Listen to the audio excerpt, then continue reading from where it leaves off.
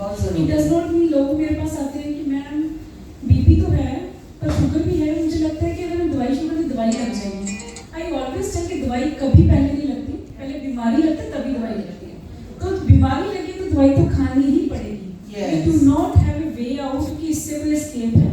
Escape यही है कि लाइफस्टाइल का ध्यान रखें, बीपी कंट्रोल रखें और ऑयली फ्राइड जैसे पोस्ट दिवाली हम सबने आई थिंक बहुत मंचिंग की होगी दिवाली के टाइम पे। So this is the time to detox yourself. So मेरे रिस्क फैक्टर्स को कंट्रोल करना। दूसरी आपने जो चीज पूछी immediate medicine. Yes, I think Punjab is famous for that immediate medicine. हर बंदा घर पे ना एक ओपियम अफीम रखता है। हमको लगता है हमारे घर पे ना आपकी बड़ी बताते भी हमें कि स्ट्रोक पैरालाइज हो गया सी ਅਸੀਂ का अफीम पे से तो देख ली थी। देखो ओपियम जो है ना ओवर यूज्ड है। ऐसा कोई साइंटिफिक बेसिस इसका बिल्कुल नहीं है कि ओपियम दे दो। ओपियम से कुछ लोग ठीक हो भी जाते हैं। आई डोंट नो ओपियम से ठीक होते हैं क्योंकि कुछ लोगों का वैसे भी क्लॉट रिवर्सिबल होता है। क्योंकि ओपियम जो हमने स्टडी की थी डीएमसी में, we had a study in stroke patient जिन लोगों ने ओपियम खा के आए थे जो बिना ओपियम के, तो किसी में भी ओपियम से बेनिफिट नहीं शो हुआ था। It was same. So opium probably does not help much. तो वो लेके कई बार लोग इतनी डोज दे के आते हैं उस पेशेंट बहुत सुस्त होकर ड्राउजी होते हैं हॉस्पिटल में आता है। तो सबसे इंपॉर्टेंट मैम इसमें यही है कि हम अपने रिस्क फैक्टर्स को कंट्रोल रखें। अगर स्ट्रोक होगा तो प्लीज़ हॉस्पिटल आना इज मैंडेटरी। क्योंकि मैंने जैसे पहले बताइए 2 तरह का स्ट्रोक होता है। नस की ब्लॉकेज हुई है तो आपको ब्लड थिनर देना पड़ेगा। अगर ब्रेन हेमरेज है तो उसको ब्लड थिनर नहीं दे सकते। हालांकि कुछ लोग एस्पिरिन की गोली घर पे रखते हैं, वो दे भी देते हैं। अगर हम ऐसी सिचुएशन में बैठे कि फार ऑफ प्लेस में है, ऐसे विलेज में है जहाँ से हॉस्पिटल डीएमसी या किसी ऐसे टर्शरी केयर सेंटर में नहीं जा सकते, तो वहाँ पे हम प्रोबेबली दे सकते हैं। Otherwise we should over. I think doctor से पहले सारे आसपास के हमारे डॉक्टर्स बन जाते हैं कि उनकी हम ज्यादा सुनते हैं कि यार ये कर लेंदी, ऐसा कर लेंदी, ऐसा हो जाता, तो ये ज्यादा आई थिंक हम सुनते हैं rather than कि हम डॉक्टर की सुने। तो does stroke affect women and what are the risk factors for stroke? Women का जैसे मैंने बताया वुमेन भी इक्वली कॉमन है, जबकि वुमेन को लगता है कि हमें स्ट्रोक नहीं होता। ओनली चीज़ मैंने बताई है रिस्क फैक्टर दोनों में सेम है। हार्मोन सिर्फ ये कि till pre menopause oestrogen levels वो थोड़ा सा वुमेन को स्ट्रोक से थोड़ा बचा के रखते हैं। पर जैसे मीनोपॉज आया उससे हाइपरकॉग्निटिव जो ब्लड की थिकनेस की स्टेज है वो बिल्कुल सेम रहती है। Women are equal risk factor of stroke. So ladies को भी उतना ही हेल्थ का ध्यान रखना चाहिए। सबसे इंपॉर्टेंट अगेन स्ट्रोक में sugar, BP, heart disease, in risk factors के अलावा स्लीप बहुत इंपॉर्टेंट है। इफ यू स्लीप वेल हमारा माइंड रिलैक्स होता है, स्ट्रोक होने के चांसेस बहुत कम होते हैं हमें अगर हम स्लीप साइकिल का ध्यान रखें। हेडेक भी कम है और स्ट्रोक के चांसेस 7 to 8 आवर्स स्लीप जो बेस्ट है।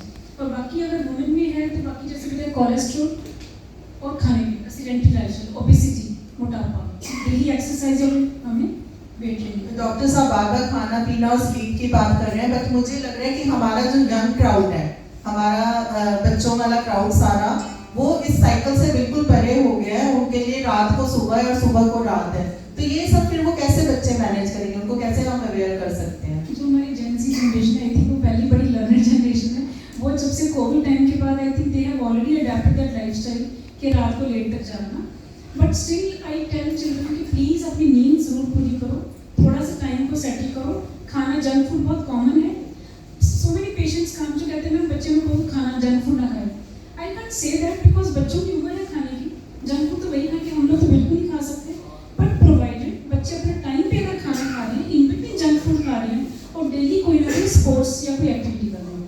आई ऑलवेज टेल पीपल कि कोई ना कोई फिजिकल एक्टिविटी, बच्चे सैर नहीं करेंगे but they can do some sports. कोई फुटबॉल खेल सकता है, कोई बैडमिंटन, कोई क्रिकेट, या गर्ल्स को dance, very good physical activities. So I think हमें उस चीज़ में बच्चों को बहुत मोटिवेट करना चाहिए कि 1 आवर की कोई भी फिजिकल एक्टिविटी हो। हाँ जी, ये बहुत जरूरी है।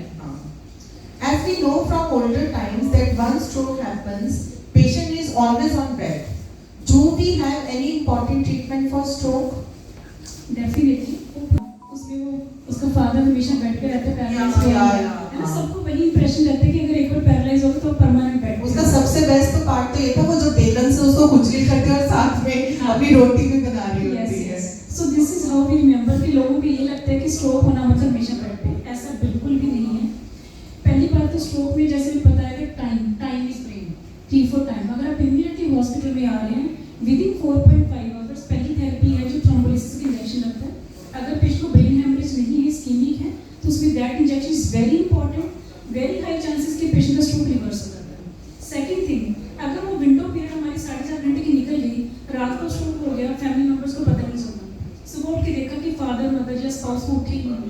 तब पता चल रहा है हमें। तो उसके बाद जैसे कार्डियोलॉजी में बहुत ज़्यादा इंटरवेंशन करते हैं, एंजियोप्लास्टिस करते हैं, एंजियोग्राफी करते हैं, तो ऐसे ही ब्रेन में भी एंजियोग्राफी के बाद न्यूरो इंटरवेंशन का रोल है कि अगर थ्रोम्बोलिसिस की टाइम पीरियड से हम बाहर निकलेंगे तो क्लॉट को बाहर निकाला जा सकता है। बेस्ट टाइम होता है जितनी जल्दी करो ताकि ब्रेन के न्यूरॉन्स डैमेज ना हो, but with in 6 hours, 8 hours, 12 hours, even 24 घंटे के अंदर तक भी अगर क्लॉट हो तो उसको निकाला जा सकता है। कई बार हॉस्पिटल में पेशेंट को स्ट्रोक हो जाता है, उस टाइम पे हम इन चीज़ों को बहुत जल्दी परस्यू करते हैं, बट उसके लिए पेशेंट के टाइम पे हॉस्पिटल आना ज़रूरी है। आई थिंक टाइम मैनेजमेंट सबसे ज़्यादा इम्पोर्टेंट है।